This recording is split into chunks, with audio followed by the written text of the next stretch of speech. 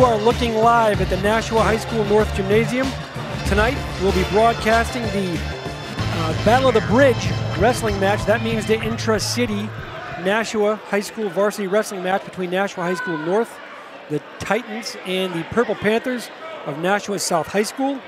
Joining me tonight in the broadcast booth is Aaron McAloon. He is New Hampshire's, the Granite State's leading authority on high school wrestling, and the webmaster of the famous WrestlingNH.com wrestling site. My name is Joe LaPlante from Nashua Boys and Girls Club Wrestling.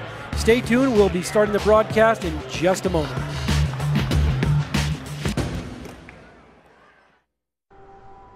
As an 18-year-old, I let my mistakes kind of take over my life. I was 0.5 credits away from completing high school, and I didn't do it. I got pregnant, and I was the main one working, so I did what I had to do to survive. Sentía que la escuela no era para mí. Most of my family, they never graduated high school or even let alone go to college, so I'm trying to break that barrier. My family never stopped pushing for me to be better because they knew what I could become and who I could become as a person. Every day after work, went straight to school, studied hard, and it paid off.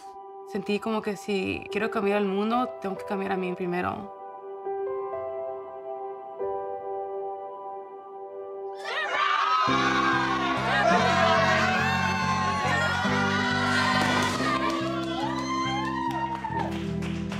I could not have gotten my diploma without my family.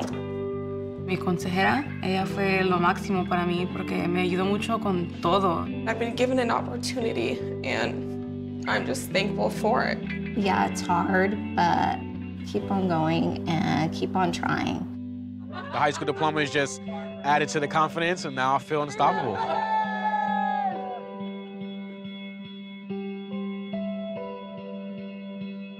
Find free adult education classes near you at finishyourdiploma.org.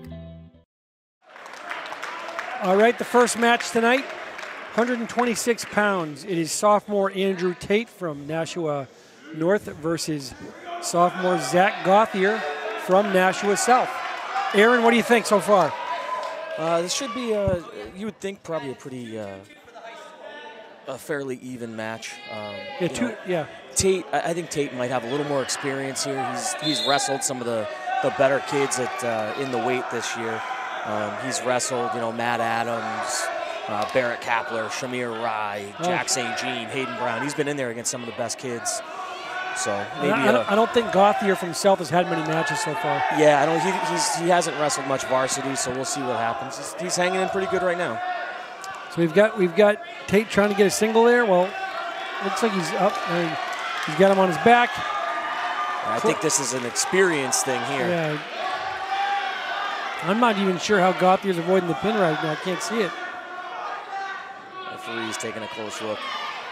Referee Jamie Gillen from the New London area down here to the Gate City to officiate this Battle of the Bridge match. It's tough position for the South wrestler to be in here.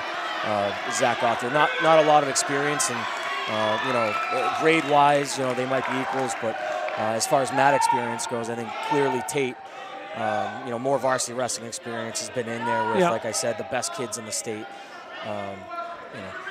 These kinds of things have been being done to him a little bit in some of those matches, so an opportunity for him here to kind of use some of the experience that he's gained in some of those matches. It's a referee signaling there. Yeah, he's calling for a stalling warning on the South wrestler. Interesting, I made a note earlier during those middle school matches that we were watching before we had Pennachuck and Fairgrounds. Certainly this official is not going to wait to call the stall warnings. No. Boy, Gauthier looks pinned to me, but I guess I don't have the same angle as referee Jamie Gillen. Well, no longer, though. Now he's certainly got one shoulder up. Yeah, I mean, this is a tough kid, Gauthier. I mean, he spent almost 2 full minutes here on the mat and gets pinned with 4 seconds to go. All right, so the first one goes to Tate of North to win the first match. Now let's talk a little bit about the scoring in high school wrestling. There's 4 scores one can obtain with a win: 3, 4, 5, or 6. Why don't we go through them? You get 3 points for decision, right? Yeah, you get 3 points for a decision. You can score 4 points for a major decision, which would be winning by 8 points or more. Yep. You get 5 points for a technical fall at 16-point or a 16-point difference. Yep. And then 6 points for either a forfeit or a pin. Yeah. We're going to take down here. We're looking at from North, Juliana Russo. She's the team captain, a sophomore, against senior Matt LaMarche, who's let's face it, highly ranked, highly accomplished wrestler in the Granite State. Yeah, Matt LaMarche, just excellent, just an absolutely excellent wrestler. Just narrowly missed making the New England's last year. Probably going to wrestle 126 in the postseason. In a very, very tough 126-pound class. So there's a ton of really good kids there. But this is a kid who, no questions asked, could run through a tournament and find himself qualifying for New England's. Sure. This is his last year, his last chance to do it, and he seems very motivated to do so. Yeah. Looks like he's about to apply the pin here. Interesting. We're seeing more and more of the female wrestlers. Yeah. Not just at the youth and middle school levels, but at the varsity level in the state of New Hampshire. Just what you can find in track wrestling. Going through some of the results, we've got more than 20 girls that are regularly in varsity starting lineups right now. So certainly positive things on that front. So LaMarche from South earns the pin, 6 points in this Battle of the Bridge match. This is Joe LaPlante. I'm with Aaron McAloon here, Mr. WrestlingNH.com, for the ETV Nashua local cable access broadcast of the North versus South Wrestling Duel. We're at 145 pounds, Aaron. No, looks like at 138. Looks like at 138, North earned a fort. Let me see here. I'm sorry to be stepping over my words. South got a forfeit. And now, looks like we're at 145. Anthony Sexton from North.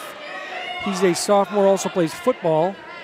And Jeremy Bridge from South. He's a senior cross-country runner and wrestler. Yeah, this is another situation where, clearly the experience edge is going to go to Jeremy Bridge for sure.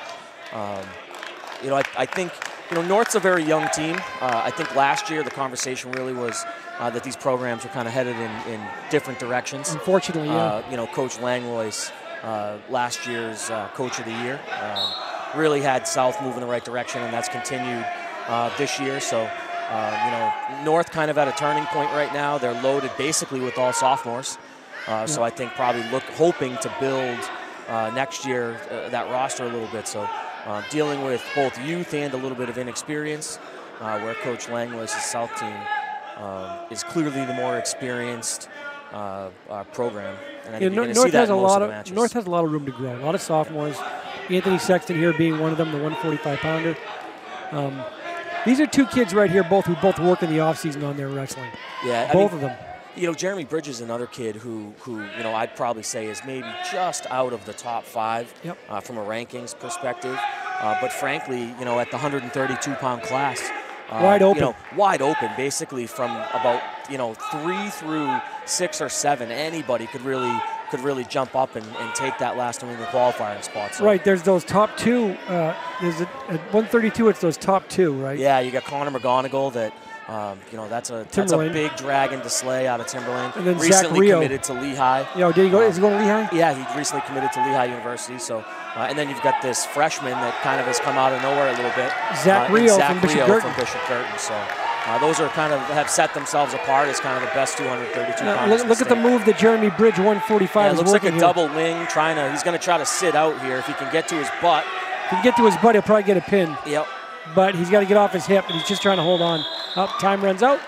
Just getting the 3 back. 3 near fall points. Why don't we talk a little bit about scoring near fall points and how it works? You get 2 points for a takedown. You get 2 points for a takedown. In a situation like that where you're exposed the wrestlers back to the mat, you've got control and you can expose their back to the mat. You'll see the referee kind of doing that motion, swiping the arm, counting like a basketball ref. Absolutely. So he's counting out. Once you get to 2, you get the 2 points. Once he gets to 5. Once he gets to 5, you get the 3 near fall points. So which in that he just got. the full 3. So it's 5-0 Bridge right now. Trying to get a cradle on here, looks like. Trying to lock it up. Kind of went cross-face cradle here. Near side. Bridge also traveled out to Washington State for the Junior Olympic Cross Country Nationals this year with the Nashua PAL team. Nashua PAL Gate City Strider team. He missed a couple of weeks of wrestling, but Coach Lange let him do it because it was such a great opportunity. Yeah, not the first high-level wrestler that we know that runs cross country. Forrest McKenzie, spent a couple of seasons with Concord.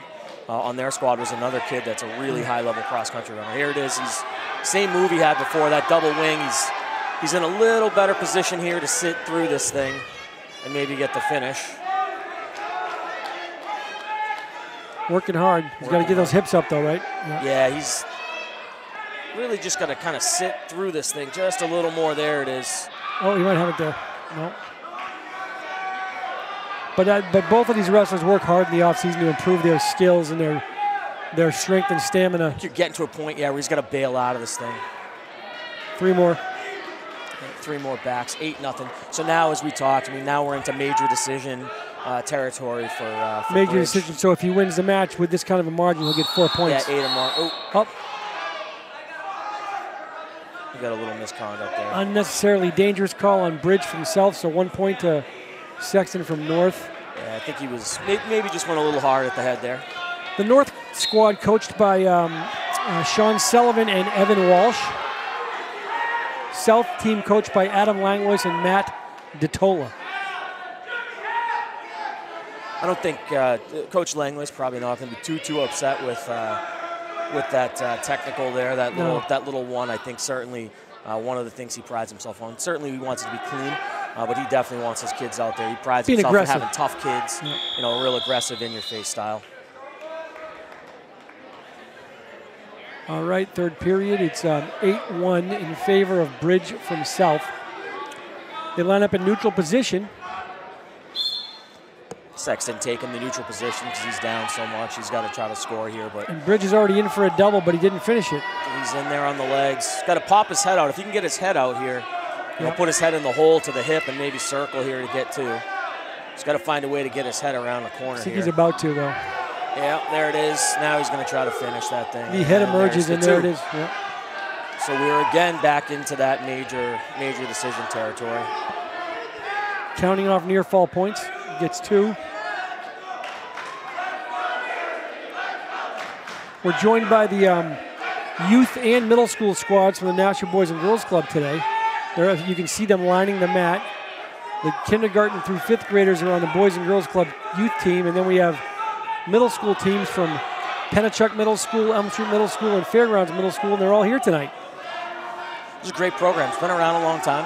Yep. You wrestled in it. I did. I wrestled with the Boys Club program before we had separate middle school programs. Now, we don't say Boys Club anymore, Aaron. That's we right. say Boys and Girls Club. Boys and Girls Club, that's right. It's only about 20 years ago now. Well, that's when I was there. I think it was just the Boys Club when I was there wrestling, Joe. I'm just yakking your chain, of course. But Bridge here completely in control. Oh. Yeah, 12-1 at this point. 40 seconds on the clock. I'm sure, like we said, with Coach Langlois' mentality, he's still over here yelling his wrestlers up 12-1, but never satisfied. Wants him to finish here, get every point he can, and I think that's just Coach Langlois' style and something he tries to embed into these kids. Credit to Sexton too. He's trying to improve his position. Yep. He's up. He just got a stall point against him. I can't believe that. Yeah, just as I was saying, he was trying to improve his position. It's an interesting one. I think sometimes it's tough being the bottom wrestler. I would say certainly Bridges is doing an awful lot to improve his position, which can limit what you can do on the bottom. But. Well, no disrespect to official Jamie Gilman. I got to question that stall call. Yeah. Anyway, looks like there's Bridge with the arm raised. There's a major decision. Well done, Jeremy. I think we had an interesting note. We said that this was the 7th Battle of the Bridge.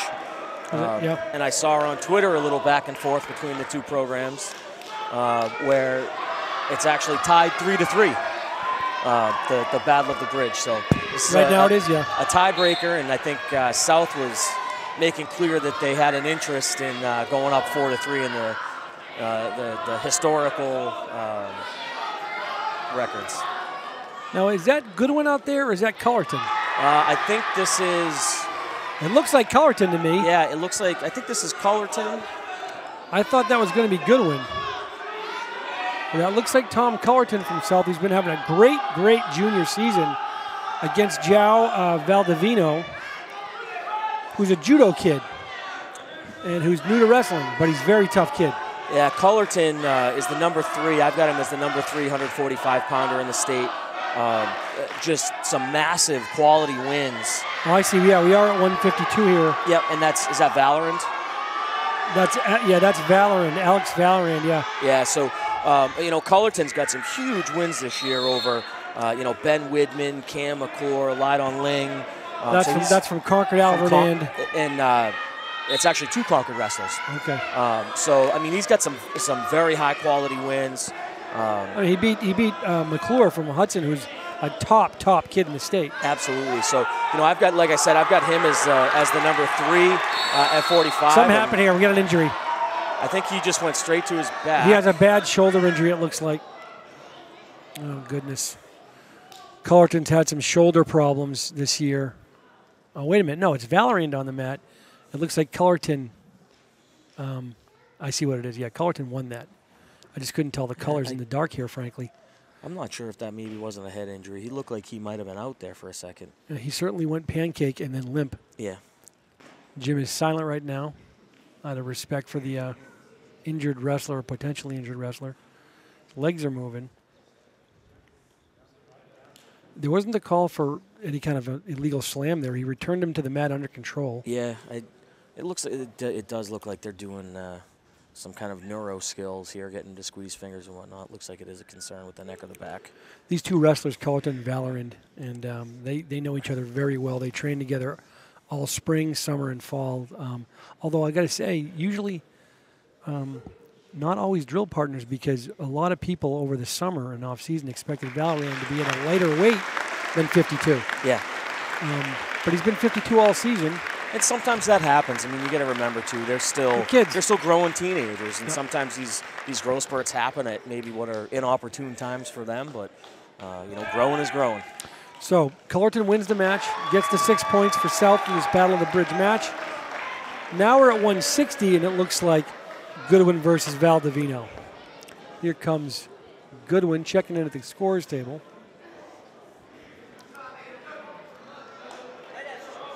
And Valdivino, who again is new to the sport, but not new to combat or collision sports. He's a judo guy. Some of the judo guys can be fun to watch. They do some unexpected things that you don't see a lot in wrestling. Take down Valdivino, and Goodwin right tried to go for legs. a headlock. Looks like he's got both. Oh, he had legs in for a second. This may be a little wilder show than the get the 2 matches. before we went out. Can't tell if he gave the 2.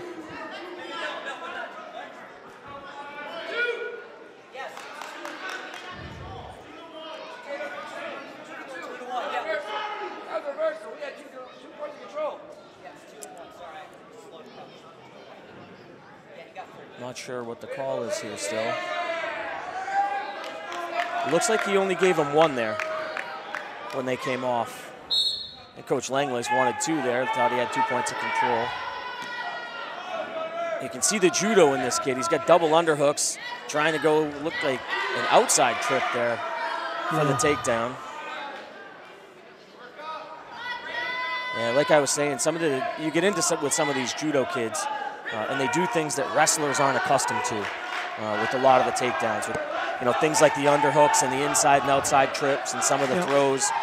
It really starts to resemble more of a freestyle or Greco-Roman style than a more traditional folk style. So these can be tricky kids to wrestle. Merrimack's got a kid like that, Julian Hovan. Oh yeah, he's doing great. Yeah, who does some strange things sometimes. Is he ranked? Is he ranked? He's not. He started the season ranked. That 145 group is so tough. There's a lot of round robin that's been going on in that 145. That 145 group, and that's another group that I expect to be fairly wide open as we roll into meet of champions and who the qualifiers might be for New England. That's going to be a fun way to watch. Valdivino up, reverse, not yet, but certainly an escape. Yeah, so Goodwin. Ooh. So 4-2 here. 4-2 here in favor of Divino, and Divino from north, Goodwin from south. Goodwin's got to find a way to get his head off to the side here. And he tries to get that double, and then he goes to his knees, which of course he can't do. Yeah, you got to work up. Giving Divino a chance to work it. Oh, look at that, holding on to the chin with a... Really came across the face hard there. You don't exactly see that very often. It was an unusual cross face. It was. Kind of a chin grab, I guess. Yeah, almost chin whipped him. There's 2 more near fall for... So for a match score, we got 6-2 in favor of South. I think, no, in favor of North. I have for a meet score 22-6 in favor of the Purple Panthers of South. I'm with Aaron McAloon here of WrestlingNH.com. He's New Hampshire's leading authority in high school wrestling, and my name is Joe LaPlante from the Nashua Boys and Girls Club Wrestling Program. Bringing you high school wrestling live from the Nashua North High School Gymnasium in this Battle of the Bridge match between the Nashua North Titans and Nashua South Purple Panthers. Interesting, it's, again, I think you've got a couple kids that maybe don't have a ton of experience, but Goodwin from South is another kid that's been in there with some decent wrestlers. He's been in there with Jordan Gora, the elder Gora from Alvin. He's also been no slouch, Jordan Gora. Yeah, absolutely. He's been in there with, and I could kill this pronunciation, Habimana from Concord, Isaac, who's another, very, very good, high quality wrestler. So he's been in there against some good kids. There's another takedown for Valdivana. Pushing the head down. He's trying to keep him flat so he can maybe roll him to his back. Yeah, the North wrestler's been pretty impressive. I mean, he's got, looks like at least one leg in. He's really pressuring the head hard, staying behind the hips, really controlling the bottom wrestler. Well, I know Coach Sullivan and Coach Walsh at North have taken a lot of interest in Valdivana, really tried to develop him as a wrestler. And they're probably leaving him in good stead to progress through the future after this maiden voyage. Yeah, he just got called for a technical violation there for grabbing the headgear. Gave up 1 to Goodwin. Goodwin's got good motion on the bottom there. He's got to find a way to work his legs to the inside and get the double boots out from Valdivano, and he's coming across hard. It's a hard half right there he's running. And Goodwin in trouble again, bridging. Team records, North winless on the year, but South 8 wins, 3 losses. Yeah, South, as a team, it's, you've always got kind of the 2 different ways you can score. You've got tournament scoring, and then you've got the dual scoring. And, depending on the depth of your lineup, your record can be very different. Or, the favorites to win duels aren't always the favorites to compete well in tournaments. But so it's an interesting phenomenon. It is, but I think it's, South is, 3 more near fall there, so 16-3 approaching. A tech fall. Approaching a tech fall situation here. So I would say, you've always kind of got the Timberlane and Concord group, as kind of 1 and 1A. I think South in the last year or 2 has certainly moved themselves right up into that next tier with some of the other traditional powers. So we've got a locking hands here. Now, what's interesting there is, you'll hear a lot where the coaches will start to yell to a kid, free move, free move. It looked like Goodwin maybe had the potential to come out the back door and end up with a reversal there. Interesting. And see Coach Lange while he's talking to him now, I didn't understand really that he had a free move. Yeah. By a free move, we mean that the other wrestler had an illegal move. He locked hands, from the down position. Now, the way the rules of wrestling are, if the victim, so to speak, of the illegal move can pull something, they're allowed to do it. And the ref won't stop wrestling until the sort of and you can't be sequence is over. Yeah, you can't be put in danger in that situation. It's sort of like in a football game where a defensive lineman jumps and they throw the flag. The quarterback knows he's got a free play, and they just Hail Mary that thing down the field, look for a touchdown, because there's no danger of anything bad happening. Similar there, it's the referees will tell you there's no such thing as a free move, but you hear the coaches yell it, and that's effectively what and I've seen it done. Yeah. All right, Valdivana trying to get to this tech fall and get this match called. He really likes to try to get those legs in.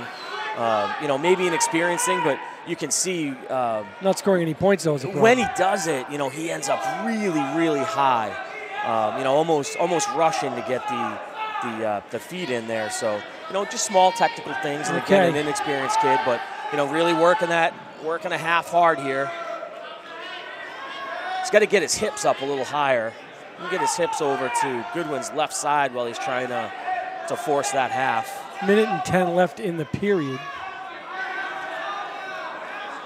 Goodwin still working hard from the bottom, and Valdivano cuts him loose, gives up the escape point, so it's 16-5. Goodwin not backing down. Still moving forward. Again, I think that's probably a product of Coach Langlois' style. You know, that in-your-face, you know, tough, never stop wrestling style. And Obi's looking for the home run. Went for the hip toss there. Yeah. Tried to throw a head and arm and just didn't quite have it tight enough.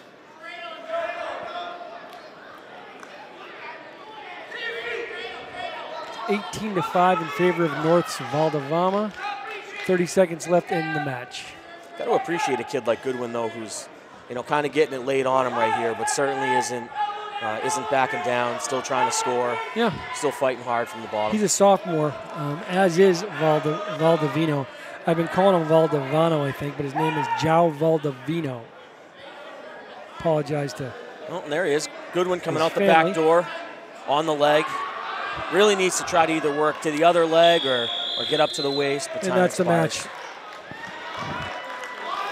Keep the straps up, son. Yeah, there you go. Major decision there for Valdivino. All right, so that makes it 22-10 in favor of South heading into the final match. Wouldn't normally be the final match, of course, but North only has 6 qualified varsity wrestlers right now, so out of a normal roster of 14, we only have 6 matches tonight. And this is going to be, looks like... I think this is a forfeit there. That might be Leandra Bryant for South, I think, maybe taking a forfeit. Looks like it's probably 195-ish or 182. No, that was 170. This is the 182. His name is Tyler Linscott. He'll probably take a forfeit, it looks like. He's one of my favorites. Oh, yeah, I love Linscott. Wrestles everybody. Yeah. Look at Ty. He's a funny kid. He likes a David Lee Roth do. He's a kid who, it seems like every year, wrestles every ranked kid within about 3 weight classes around him. So South is taking all these forfeit points. Here's Nate Zalzal. He's the 220, I believe. I mean, they're taking every point. Yeah. Which kind of surprises me. Okay, Nate. Good for you, Nate. And here comes Chris Vo. He's the heavy.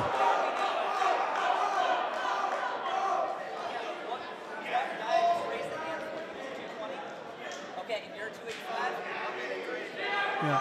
Referee Jamie Gillen trying to get a hold of what's going on here, but the 2 heavyweights are going out. It's Chris Vo, a sophomore football player and wrestler from South, versus J.C. Hernandez. He's a freshman. So the North kid's a freshman, and they're going right at it. I think you get two fairly inexperienced wrestlers. I mean, this is another one I would expect that could probably be a coin flip. Both really attacking Hernandez has a record of 8-9, it looks like. So he's got himself some wins. Yep. A 500 wrestler. You know, the heavyweight can be a tricky place. You know, just by the nature of the size of some of these guys, it can be difficult even for the best kids at heavyweight to really maintain, you know, win streaks and things like that. There tends to be a lot of kind of head and arm throws and things like that. There are lots and lots of pins in the heavyweight group. You know, sometimes you get into, you know, some different wrestlers at heavyweight. You think to, sure, you know, like a Bobby Heald, which was a kid who was a really big heavyweight, but also was extremely athletic and wrestled like he was a 132. He really was. He had a very unique heavy. Yeah, willing to take shots and do some things that other heavyweights don't do. So I don't know if you remember Stephen Dwight from Memorial. Yeah, absolutely. One of the best athletes on the mat, and he was the biggest kid on the mat. Yeah, you sometimes you get those heavyweights, and you know, Chris Francis is another good one out of Bedford. You know, you got Noah Bolio from Timberlane that has been able to get back on the mat here recently for Timberlane. So there's some good kids at heavyweight. You know, these two, like I said, a little bit inexperienced, but and you can see it. I mean, really just kind of fighting each other's heads. Little headgear issue for Vo. Looks like a bloody nose. Oh, yeah. Keeping that head up. You start getting head to head, and you're now the meet score based on matches wrestled is 22-10 in favor of South, but I think we saw them take, was it 3 forfeits or 4 forfeits? I think it was 4. I think we might be somewhere close to about 40-10 with the forfeits. So yeah, if you take 24 take 24 more points, that would make it 46 points. Yeah.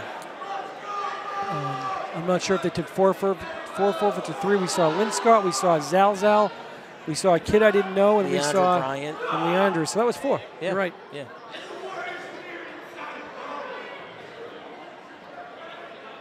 Interesting there, you know, Coach Langlois, he's got the kids here and weighed in and ready to wrestle. You send them out there and let them get their hand raised.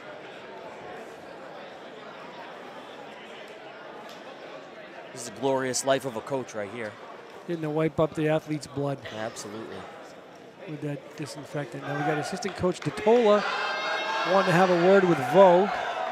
Probably telling him to calm down and maybe stop the locking up and maybe get to some shooting, right? Yeah, absolutely. You know, it's funny, especially with the inexperienced kids. I think all the way from youth right to some of the inexperienced high school kids, I think it's a very natural thing when the referee blows a whistle for them to just jump right forward and try to grab for the head. And I think it's something that a lot of coaches try to steer their kids away from. You know, if you're going to go there, you know, I think a lot of coaches would tell you, if you're going to go there with a purpose. And so, you know, maybe be heavy on the head, snap down, and when that wrestler fights you a little bit, tries to come back up, there's your opportunity, your level change, you get in on the legs. Yeah. You know, maybe try to work, especially with the heavyweights.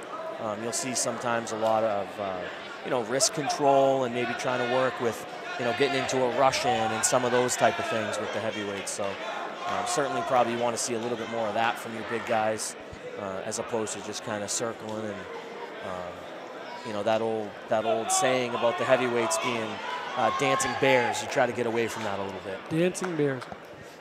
We got the referee and the trainer from North now working on the mat. Usually the coach does this. But I think Adam got to a point, Adam Langlois, where he said, you know what, it's clean enough for me, guys. I'm getting out of here. And the professionals took over. Now Coach Langlois is back saying, what, you didn't like the job I did? It's like he's talking to his wife. What, I didn't do a good enough job cleaning the bathroom? White glove inspection out here by the trainer and the referee. Coach Langlois' wife is a United States probation officer, a person you don't want to give any guff to. So he knows his place. Okay, here we go. We're back on into the first period. And we are back to locking up. And see, this is sort of what we're talking about. I mean, you can see Vo, you know, doing a couple little good things here, trying to fight for inside position with his hands. You know, and the goal here, though, is, you know, you've got him, you can see he fought for inside position there and got behind the head. The question is, what are you going to do from there? So, you know, I think Coach DeTola, as you said, was looking for a little more action from him. So, looks like North had choice there and deferred. And Coach Langlois has put Vo down to start the period. All right, Vo takes bottom position in the referee's position. Oh boy. He's got legs in here. Vo just needs to really start shaking him, try to work out the back door a little bit. Hernandez tried to get those legs in quick. He didn't waste any time, but the question is, can he maintain that position as high as he is? That was a fairly athletic thing to do. He did get those legs in quick, but you can see how high he is. Unnecessary roughness. It looks like, I think he got him for an illegal grab of headgear is what he said. Yeah. Back to referee's position, but he picks up a point. Young Mr. Vo. He'll climb up, and here he goes again. Darren up, but no, Vo's out. Earns a second point, this one for an escape. You do earn 1 point for an escape. Interesting little strategy thing here now. I mean, these matches can be, you know, heavyweights can be very low-scoring matches when they go the distance. So you know, a technical violation like that can be key. You know, I think Coach Langlois would probably have been pretty happy just coming out of the second period with a 1-0 advantage with Vo getting an escape.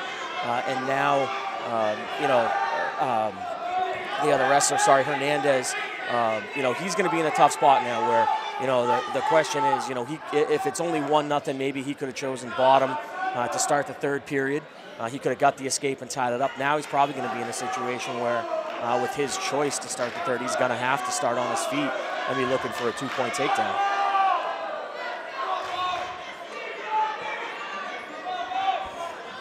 So you can see more of this kind of hand fighting, heavy on the head. One of these two wrestlers just needs to hit a level change, maybe try to get to a leg or maybe work to control the wrist. It'd be nice to see him change the level and shoot. Yeah. Looking for a slide by there. Hernandez tried to slide by. Mostly hand fighting and pulling on the head. There's Vo with a slide by attempt. And the second period comes to an end. It's 2-0. And now decision time. In favor of Chris Vo from South. Sort of an interesting decision here by North to put Hernandez Sanchez takes bottom. To put Hernandez down. I mean, he's chasing 2 here, so you know, the danger here is 1, that he doesn't escape, or 2, if he does escape, how long it takes him. Because even in the event of an escape, here we go. He's got him flat. Here we go. A takedown, and now he's in trouble. Vo's got him locked up pretty tight. But not getting that shoulder down, at least not yet.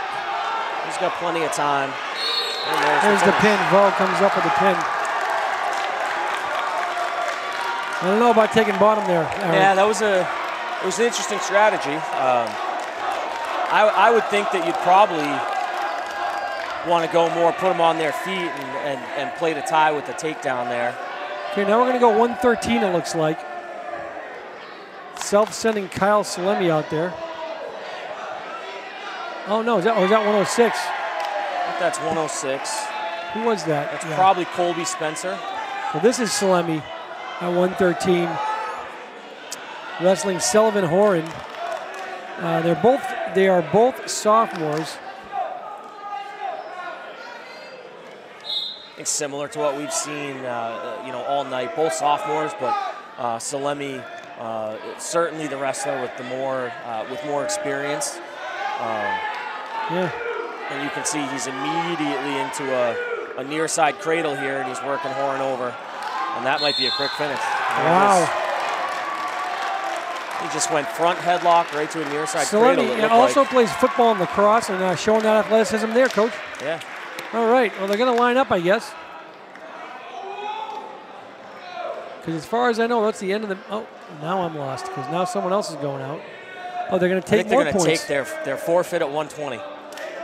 Okay, Sword takes... I don't know this young man. I apologize. I doubt that Coach Sully is very happy with the number of forfeits taken by South today, but maybe there's a story behind that we don't know, Aaron. Yeah, it might just be Coach Langlois, you know, I mean. It might be. There's an aspect to this, Joe, frankly, where he's got his full squad here and they're waiting and they're ready to go, so I guess maybe you might as well go. They made weight, they might as well get out there and get their hand raised. Sure, they put in the work this week of practice, so you might as well. Well, that wraps up the broadcast. Thanks for joining us here. It's a win, a Battle of the Bridge win. Don't know the final score because there were so many forfeits, but on the wrestled matches, it was, let's see here, it was 28-10, and it's time to say goodbye, Aaron. It's good to work with you again, Joe. And As I guess usual. We'll see you sometime around Meet of Champions. And good night from Nashua North High School, where the South Purple Panthers defeated the North Titans in the Battle of the Bridge match. See you in 2019.